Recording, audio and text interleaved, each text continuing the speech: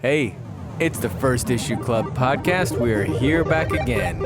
We are your comic book podcast where each and every week we read number one comics. We read number ones because they're the best way to enter into the comic book conversation. Oh yeah, baby, here we are again. We got Mike D, Hi. we got Greg, and me, Budget King. This week, we're covering Campisi, the Dragon Incident. It's a dragon book. It's a mafia book. It's by the Kaiju Score guy book. It's so we'll get into that. And we also got Defenders by Ewing. And we got a lot of news. That's another thing that we do here. Do they call this the dog days of summer, the season that we're in right now? Yeah. We think we're in the dog days of summer. It's the no man's land of sports, right? The Olympics are done. Mm-hmm. Preseason football isn't anywhere. Baseball is in like the nobody cares mode. And it's hot as hell. Yeah. But we got the news. Sports doesn't have the news, but we do. There was a ton of news this week for comic books. Oh, it's insanity. Almost too much news. There is so much news. So you're just saying nerds thrive in the dog days. Well, this is our time. Yeah, exactly. Yeah. This is where we flourish. Okay. Everybody else is going to sleep, and we arise like the zombies in the night. So let's get into this. Let's get into news stuff. Perfect. For the big one, I want to do a little setup to show how big this story is. Oh, so this is our front page, Right. above the fold. Yes. Let me get my glove on for this wind up you're about to do. Stop the presses. We're reprinting the front page. Give me pictures of Spider-Man. Okay, so I get a call in the afternoon one day last week. I think it was last week, maybe early this week, doesn't matter. And it's my uncle. And he says, hey, you know what? I think things have calmed down enough. It's time we probably should bury your mom, which is almost a year later after she's passed. We're going to have a Catholic funeral. Could you speak at it? And I was like, oh, let me think about that. And he goes, while you're thinking, I want to tell you something. When people ask me what I do now, I was a consultant. I tell them I'm an author. I started this thing called a Substack. I have 17 subscribers. I'm going to give you a free subscription. I want you to check it out. My uncle... Your uncle was networking. He used time to plan my mom's funeral for an advertisement for Substack. More specifically, for his Substack. That's how prolific Substack is that it even weaseled its way into ad space in that conversation. If you are a casual comic book fan, you would have thought Substack appeared out of the blue one night and descended upon you the following morning and fucked up your entire world. So one of the hottest, probably the hottest news take of the week is that James Tynion is gonna essentially launch a comic book career on Substack, and he's going to keep his independence, but he is no longer going to be writing Batman. Now, there's a lot of little stuff in between that I want to get into. Sure. But that would be the excerpt of the news hit. So the clarification there is he's leaving Batman at 116 or 117. He's leaving Joker in April, and then he's taking a break from Marvel and DC stuff for the foreseeable future. And he put out a little newsletter and said he may go back to it one day, but for right now, it's better for his schedule. It's better for his mindset to step away from that. So a lot of people found out what Substack was this week. Too many people did. It's almost like they found out that aliens existed. Yeah. The panic from it all was a little much. They're like, wait, people are paying to get spam email? That's where I'm so lost on Substack. It is like kind of a Patreon-esque setup where you have a favorite writer, like we all do in comic books, and you pay whatever monthly fee they dictate to get like access to their musings. Content. Exclusive content. To your email. Right, which will probably go right to my junk folder. You'll never even get it. Mm-mm. So a lot of people don't necessarily use it that much. I guess because in Tyonion's defense, when he sent out a second newsletter to be like, hey, people don't know what Substack is, there's actually a bunch of stuff on there. We found out that Hickman and Teeny Howard have a whole kind of badass sounding comic book that they've been releasing on Substack. Yep. And they're like building this whole world behind it, and it's like going to be this huge thing. Rom V has one too. And so he was like, a lot of people are doing this. So, okay, he proved that it was a thing. I'm really nervous. I think this is going to be kind of a flash in the pan moment for Substack and comic book writers specifically, because James Tynion was like, we're really excited to do comic books on Substack. We don't know how we're going to do them, though. We don't know how you're going to read them. We're excited to find that out. That's what the PR guy told him to say. A kick in the balls. Because if he just gives me like 3 JPEGs and tells me to figure it out, I might as well just go read an AWA book. Which means they weren't able to close the deal with Comixology to integrate into... Right. They're going to bring back Flash. Right. The other thing about... So, one, I think... It's cool that he's going to go the independent career. One of the things that he said was like, I got Something's Killing the Children. I have the conspiracy book that's like really popping off. Department of Truth. I have Nice House on the Lake, which is like blowing up. Going to still keep that on DC. And I have these movie deals. I'm making it. Like, I made it, baby. I walk my ass to Williamsburg. I write, and I got money. And then DC says to me, I got a job for you. You could helm Batman for the future. And he says there was an even better, the best offer he's seen of a lifetime. Go do his own thing on Substack. From Substack. And my thing is like totally fine that like that's going to be what you do at Substack. But like weird flex to be like, I'm money man industry and then talk to me about like your job offers. Like just don't write, just be like, I'm excited about Substack. I don't need to know what the offer was between the two. Yeah, don't give me a hard number. I think there's a little bit of a wave, at least in the comic book industry, towards Substack specifically because the ownership rights work so exclusively with them, right? Bingo. That would work however you published your blog in any way, right? But Substack at least gives people a platform where they are starting to know there's a lot of comic book people here.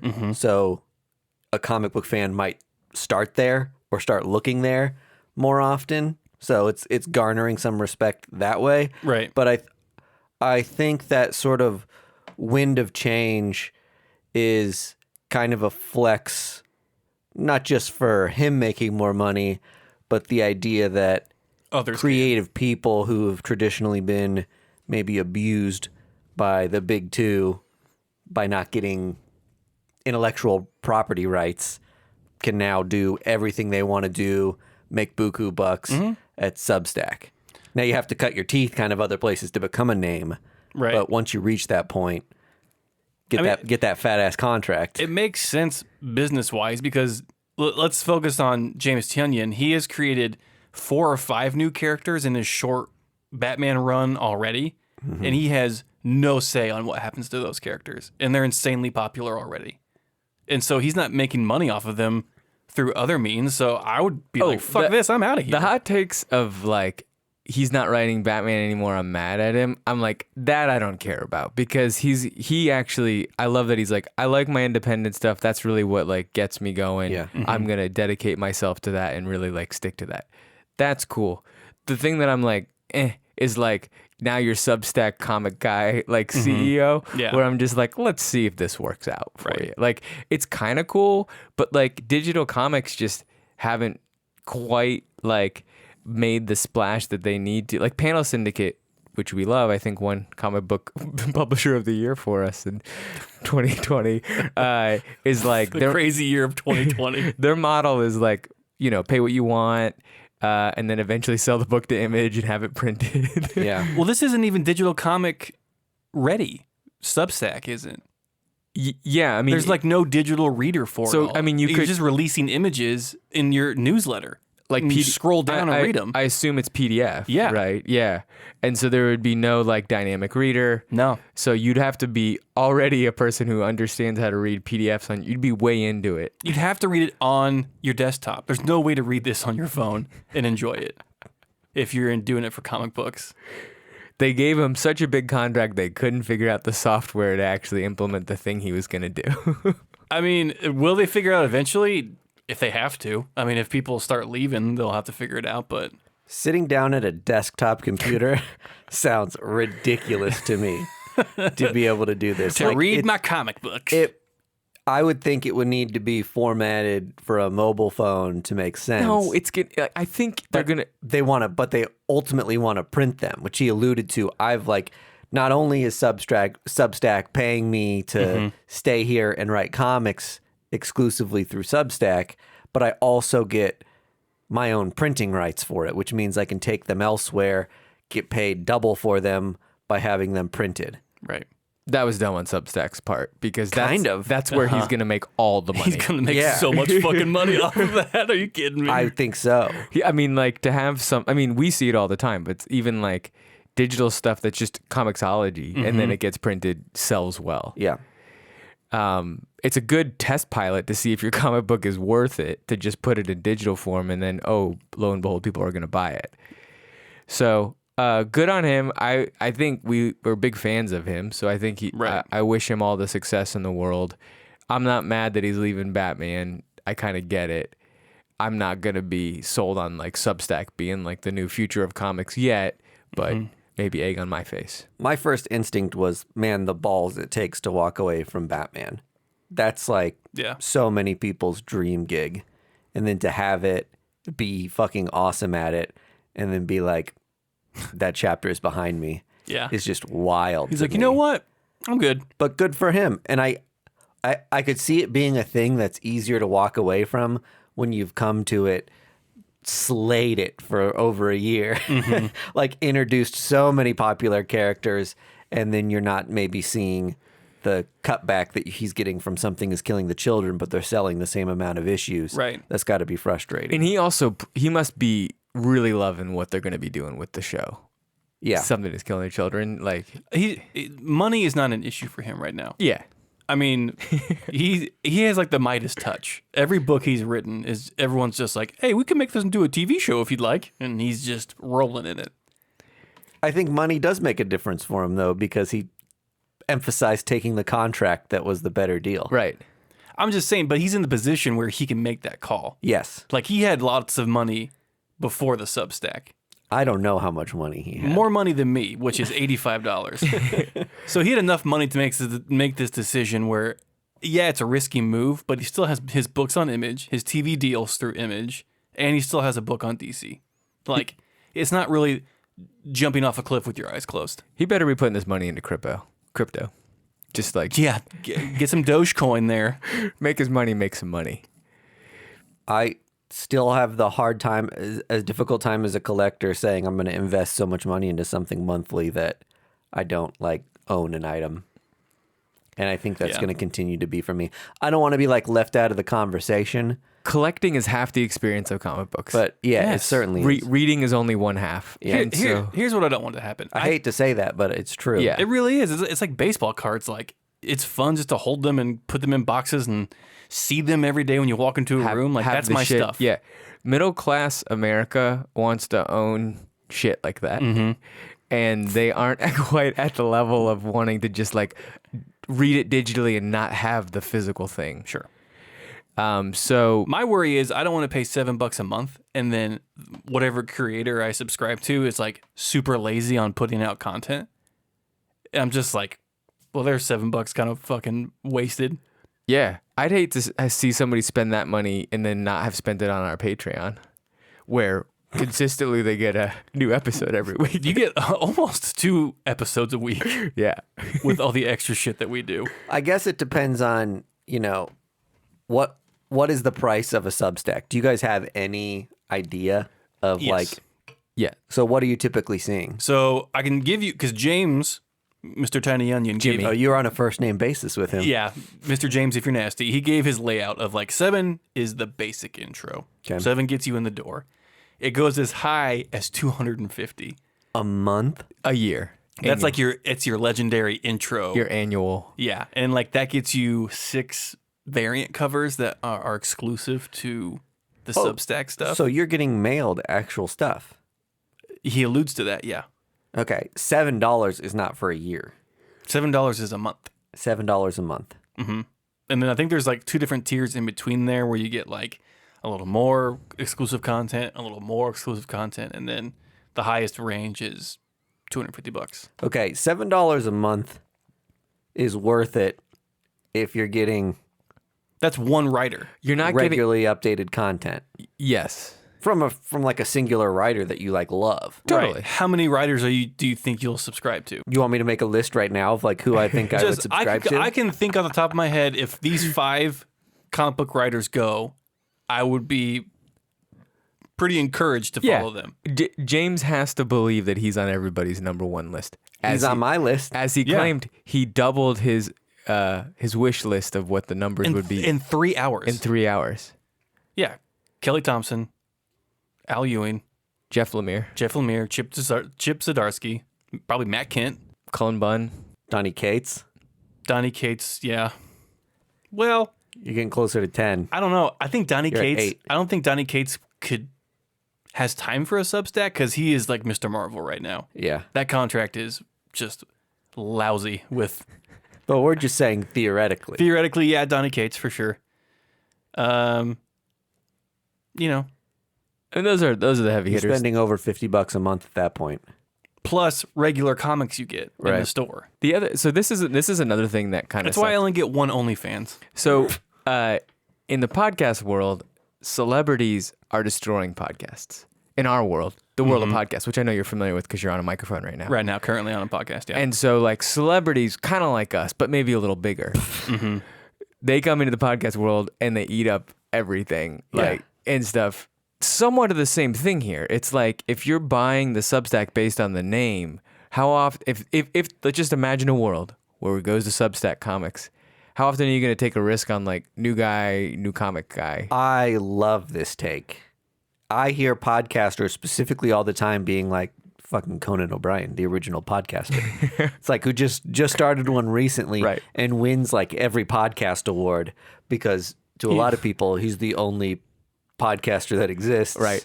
And, you know, if you're going to go to an interview podcast, comedy podcast, you're starting with his. Or Jason Bateman, Will Forte start a podcast. Instantly, it's like number 1. Yeah, exactly right. Yeah.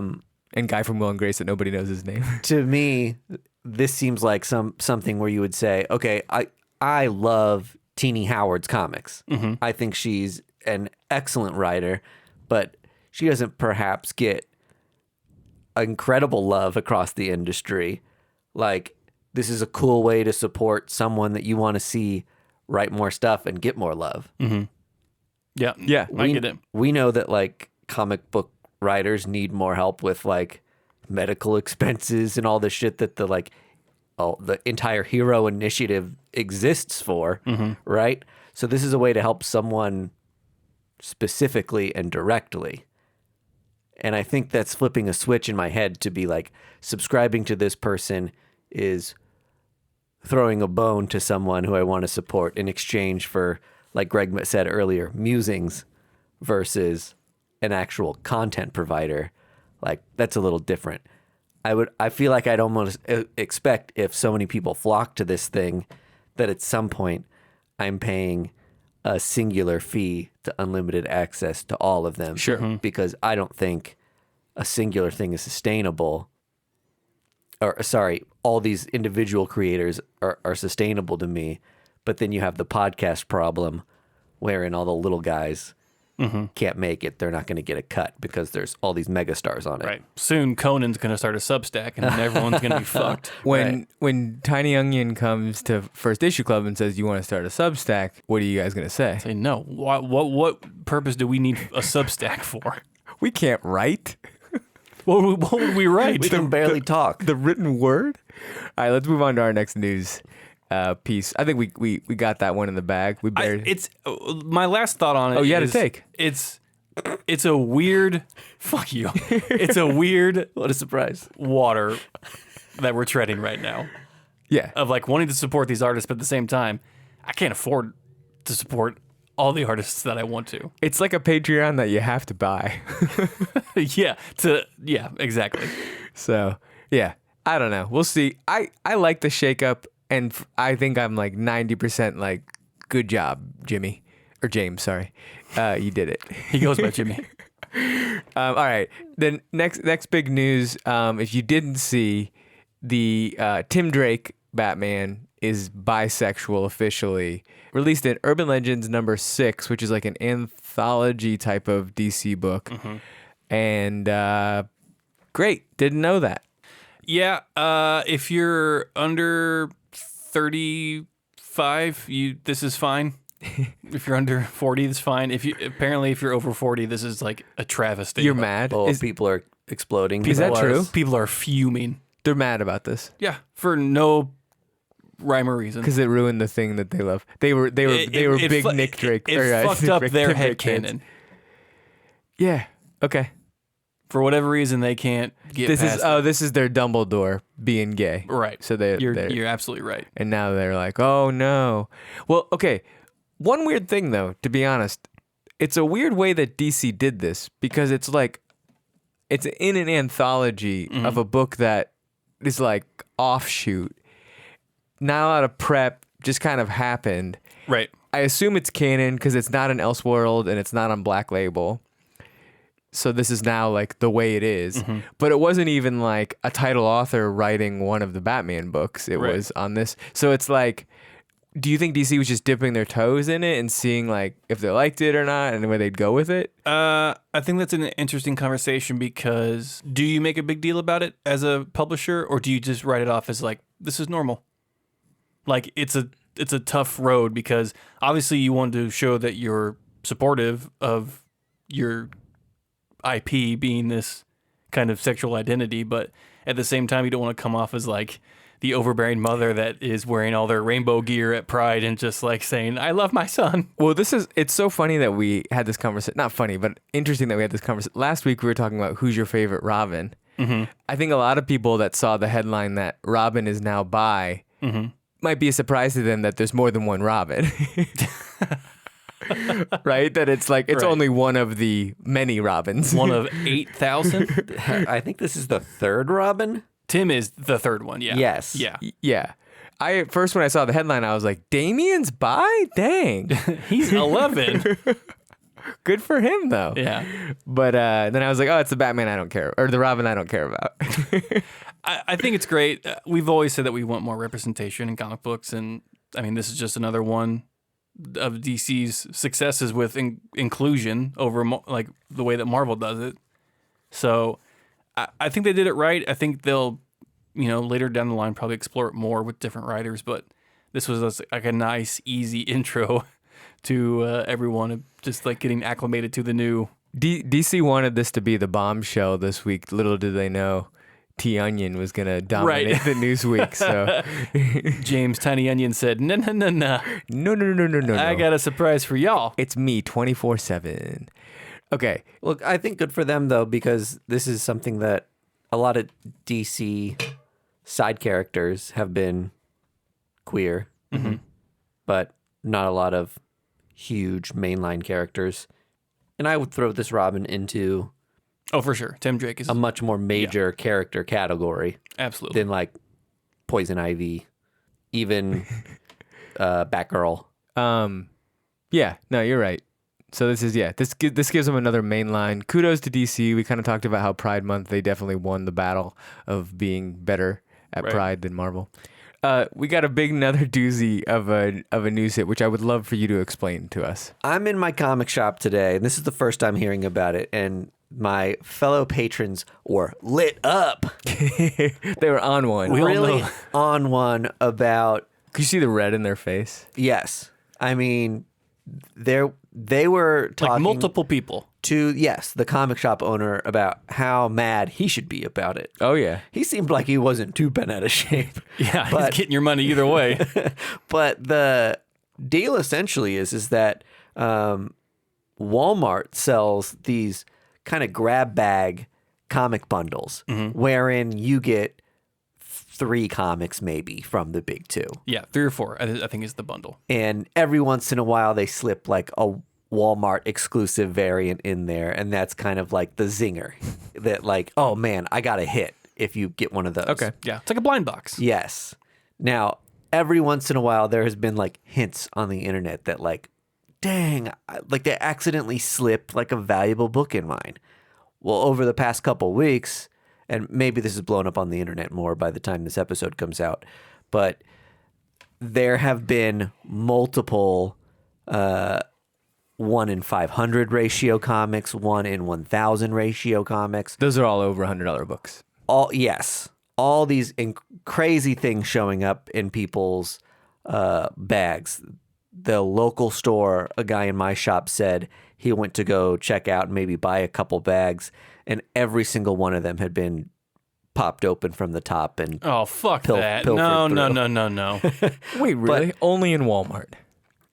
Yeah, right. Only in Walmart. Where They got done looking at the used DVDs and went over to go steal and no Walmart associate's going to be like, don't look in the comic book bags. Yeah. You know what? They don't get paid enough. They do not get paid enough to give a fuck what you were doing. And those are supposed to be collectibles.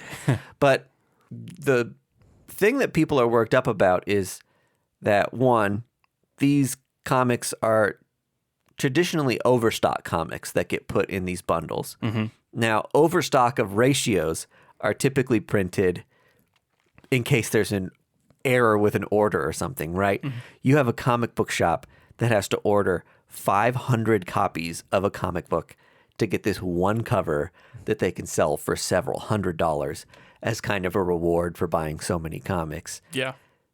If that comic comes bent, you bet your ass they're going to want another one, right? So they make some extra. The extra that don't get sent out replacing that 500, or the 1 in 500, get pulped, shredded. It keeps the integrity and value of those comics, right? Sure. There was apparently an issue with the distribution, and DC wasn't, or DC or Marvel specifically, maybe. I think this is happening more with Marvel books. Mm-hmm. They weren't destroying them. They weren't destroying them, and they weren't being quality checked. So Diamond was doing this because Diamond is the publisher. fills the orders. Yeah. Now, we've got retailer exclusive showing up in here, and retailer exclusives Wait, don't they own the rights to that, though? mean that the retailer is supposed to be the sole provider of these comics. Right. And again, a lot of times in this situation, you're not That's just some shit. There's a lawsuit on your hands. Yeah, you're not just a retailer, but sometimes you're an artist that buys a, in quotes, retailer exclusive, saying that I'm committing to buying 1,200 issues of this comic, and I'm going to get my own cover of it. Yeah. No one else can sell this. It's mine exclusively. Now people at Walmart are getting these. And they're selling them on eBay for a lot of money, right? Yeah. And these are the, out of the artist pockets who could be selling these things. These are devaluing potentially. Yeah. They're watering down the market. 1 in 500 comics that like apparently some Silver Surfer Black book like is just like getting like showered on eBay with like how many 1 in 500s are showing up like just recently, and everyone's like, well, of course. Yeah. Well, now's your time to go buy that. People are finding them on at Walmart's, and now you're like, well, shit, if I already paid a butt ton of money for that, I'm like, damn it. And again, reward for the comic book shops that you're undercutting some shops by letting some things slip out like that. Well, that's some shit. Indeed. I think that Who's the winner here? Walmart? The winner is a random fan who picks it up and gets one. Yeah. It's not Walmart because they only make the $10 that this thing is So worth. this is like unbeknownst. Walmart doesn't give a shit. There's nobody at Walmart being like, hoo-hoo. No. I mean, I'm sure they either sold out of all these at their shops, or Shops. That's how nice of you to call Walmart a shop. at Conglomerate. their individual locations, or like in our case, the bags are all ripped open and people are just looking for like $500 comics. So what do they do then? They rip open the bag. If it's there, do they go buy it or do they steal it? Yeah, they probably go buy it. They buy the $10 bundle and sell it for $400. Or you take like the 1 in 100, the 1 in 500, and the 1 in 1,000 that you found, put them all in one bag. If I'm a Walmart manager, I'd take the old guy greeter and say, you're going to watch the bags. If you're a Walmart manager, you got more to worry about than some stupid ass comic book. Nah, that's what I'm doing with my time. It's, to me, the story, I'm not really bent out of shape about it. I get the frustration of the retailer incentive things, but this was a mistake, and people can't be sure what they're getting really. So Oh, they've said this is for sure a mistake. yes. Okay. So I kind of love that someone at Walmart got like, One in 1,000. We have 1 in 1,000 like Spawn or like something just like ridiculous. I hope it's like some 7-year-old kid that was just like, what is this? I'm sure there are some out there that are getting read or thrown in a box. This is a dumb question, but I would plot me in a Walmart. I have no idea where to go to buy comics I would have in that the Walmart. same exact I know where. situation. They're by the self-checkout.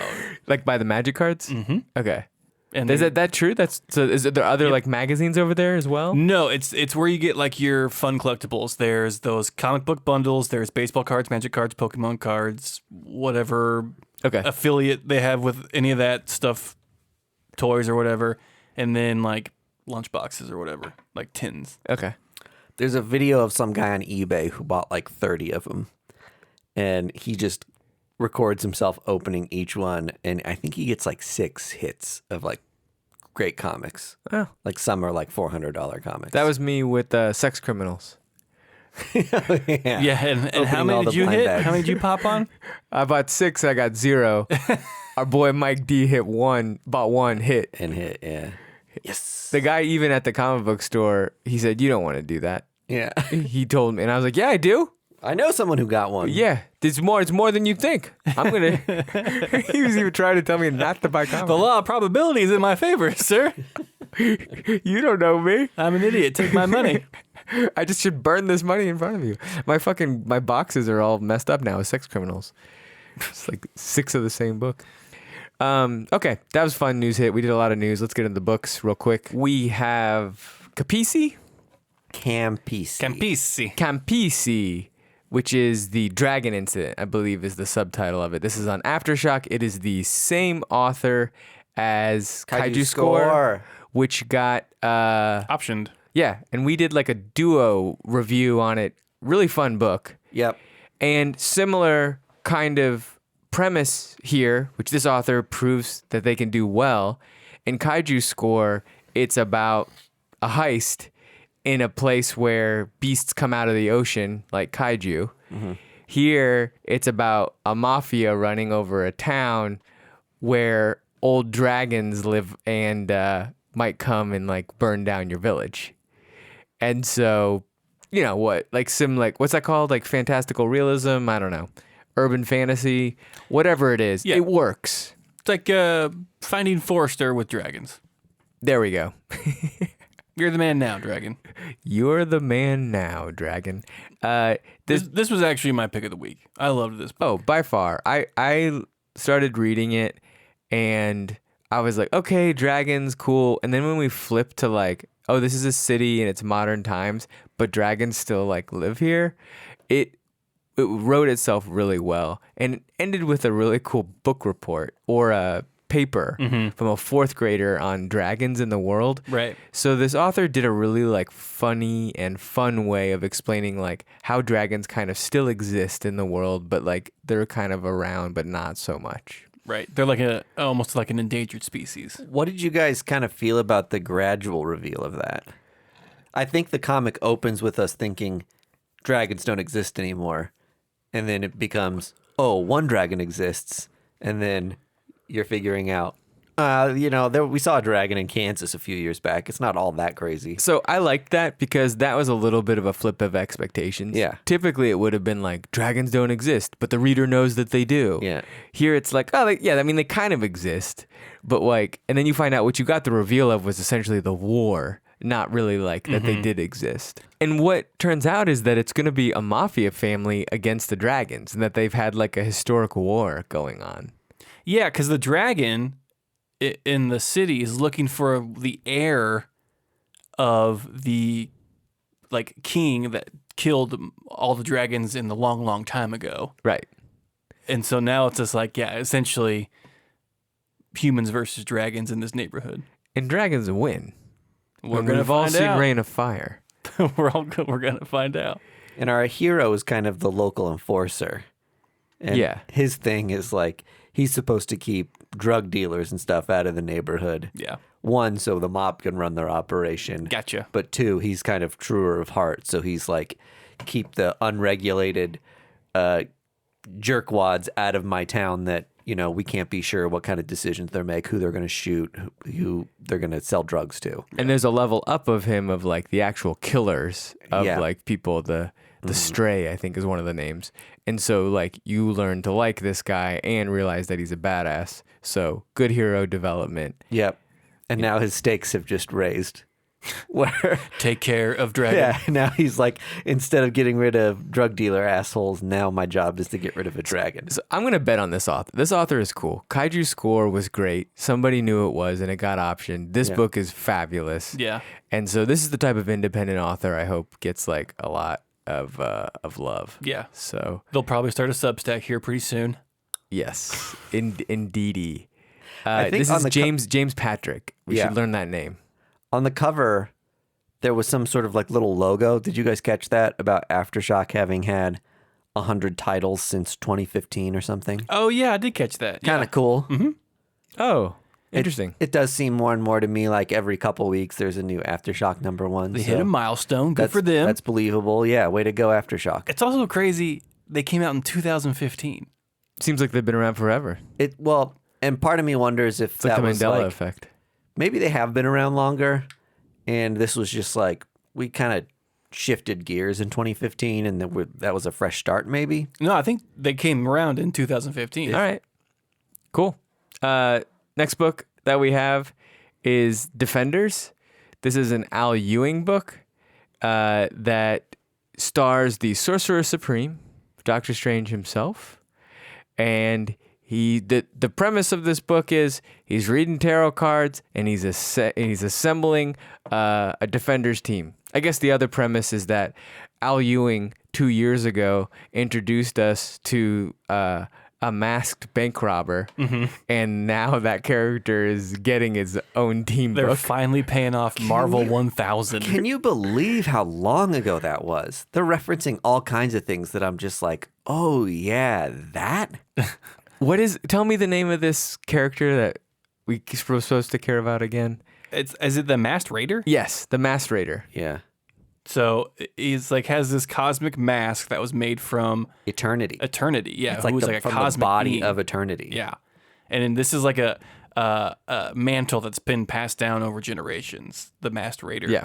So I was confused at the beginning because there's a lot of setup. There's a lot of setup for this book. 75% of this book is like, this defender who I'll call upon from this inverted tarot card, who was a defender, as you know. Right. This is very Al Ewing. This is like going fishing with your dad for the first time, and he has to go through the whole spiel of what a fishing pole is, how to string it up, where to put the bait, and then when you actually get to fish, it's a lot of fun. Like Right. once this book gets its legs, it's a lot of fun. Because they go to, yes, exactly. So once they like are gonna fight, the team seems kind of cool, and they're essentially gonna go back to the dawn of time to battle Galactus. And I believe the next title of the book is something. Galactus's mom has got it going on. Al Ewing's got a funny bone in him. Yeah, little tiny funny bone. Yeah, they're in the, what did they say, 6th universe? Yes. Insinuating that Marvel exists in the 7th. This is like the 7th pass through Yep. of like the pulse of time. So you're seeing essentially the creation of Galactus. Yeah. Who was created at the dawn of the 7th existence. And so Which this is some deep, deep Marvel history that we're getting into. Yeah. So this was, I think, a first appearance of Galactus's Mom? predecessor. I'm not sure. Taaya, Taaia. I have no clue. It's the first appearance of that person, the first cameo appearance of Omnimax, and the first team appearance of this Defender. So Okay. Omnimax was like the Galactus figure. Yeah. Correct. And Taia, I think, is Galactus's mom. Mommy. Oh, that's therein lies the Stacy's mom has got it going on reference. Because Galactus, if most of the listeners don't know, is a human, but got thrown into the deep recesses of space, and his body was contorted, and it formed with the universe and machinery and stuff like that, and created the Galactus that we know. Right. It's a lot of fucking comic book bullshit. This book is for one of two people. Only 2 people. Okay. Type 1. Marvel psychopaths like Greg and I I really loved this book. know the ins and outs of all these like little Marvel things. Right. Person number 2. Jack Kirby stoner types. Because Javier Rodriguez is amazing. Javier Rodriguez does such a good job at like the cosmic trippy stuff, and he's got this like wild cartoony style that like he contorts really well. The paneling was incredible. Yeah. Some of the visualizations of things you were just like, wow, like my brain would have never come up with that. Yeah. So it's just a kind of a trip to flip through. If you're not like a Marvel head case, I don't know how you made heads or tails of this book, especially because it spun out of a book that came out 2 years ago, which had 2.5 pages of like relevant content to this, but that was also super important. Well, not only that, it references Immortal Hulk with Red Harpy. Yep. Yeah. It references Cloud, who is an entity that hasn't been mentioned in fucking 5 years. Yeah. Silver Surfer Black. Silver Surfer's in it. He's not he's not Silver Surfer Black anymore, but he's been going through a whole journey. It's just like The whole reemergence of like Karnak yes, in the 2020 Iron Man run. right. Like who is this for? But like you said, is Yeah. crazy people and stoners. Not the casual reader. But to be Unless fair, you're just like, whoa, This is the wild Jack Kirby. This is the sort of equivalent of the guy who goes to the baseball game with their own paper and pencil and like marks down all of the yes, who does score- the outs and the yeah, all that shit. This The is that hits. level of Marvel. Yeah. This is someone who keeps score during mini golf. Yeah. So those are the books for the week. We on the Patreon we're going to cover Batman '89. If you didn't know, it's the first appearance of Robin, Batman '89 version. People don't go ham on this book. This will be No, a it's great. dollar It's bin. great, and come hear about it on the Patreon. And Close one. yeah, we don't want to fool them. Want to give a shout out to our sponsor, Boulevard Beer, bringing you Space Camper and other Galactus type beers. Other galactic beer Other that'll galact- send you out of this world if you're 21. Thanks for always saying that for them. Yeah, Right? we You need don't- to get some ad read. Luckily, I'm so litigious about all this. And we are. I'm drinking one right now. It's called Star Haze. Space Camper. Ooh, yeah, the Star. How was it? Give us a quick review. We did 2 comic books. Give us a quick review of Star Haze. Let me give it another supple sip. Yeah, it's ASMR. This. I wouldn't want you to make it up. I mean, the taste is interstellar, if I'd have to say anything. This is a 6% IPA, 5.9. Baby, that'll take you to outer space. Not slapping you too upside the noggin. You can still sip her on a hot day, but you'll get your buzz on. And this is one of the newer ones that just came out. Yeah, this is a more recent So one. if you are interested, get to the local liquor store, pick you up some because these are a limited release. First Issue Club is brought to you by Boulevard Brewing Company via Space Camper Cosmic IPA. Our music is courtesy of the fine folks at Primary Color Music. You can find, friend, and follow us on social media at First Issue Club or firstissueclub.com. You can support First Issue Club by joining us on our Patreon for additional content at patreon.com/firstissueclub.